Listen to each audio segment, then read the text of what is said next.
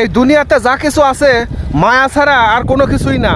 দুনিয়াতে যত আপন লোক বলেন, বাবা বলেন, মা বলেন, ভাই বলেন, বোন বলেন, বন্ধু বলেন, মানে শত্রু বলেন, যা কিছুই বলেন সবই কিন্তু মায়া। মায়া ছাড়া এই দুনিয়াতে কোনো কিছুই নাই। আর কিন্তু আমাদের মুসলিম ধর্মে এর হাদিসেই আছে যে মৃত্যুর পরে বা কিয়ামতের দিন কেউ কারো পরিচয় দিবে না, না বাবা মা, না বোন, না ভাই, না বউ, কেউ না।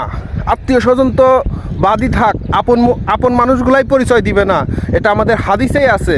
তাহলে এই দুনিয়াতে আমরা কার জন্য কি করি, এটা কিন্তু একটা ভাবার বিষয়।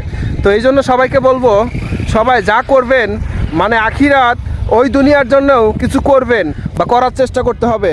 সেটা আমি হই বা আপনি হন বা যেই হোক না কেন, ওই দুনিয়ার জন্য কিছু করতে হবে। বা আমাদের আর একটা যে দুনিয়া আছে, আর একটা যে আবার যে আখিরাত বলতে, আর আখিরাতকে বিশ্বাস করতে হবে। আখিরাতকে বিশ্বাস না করলে তার জীবন কোনোভাবেই হবে না।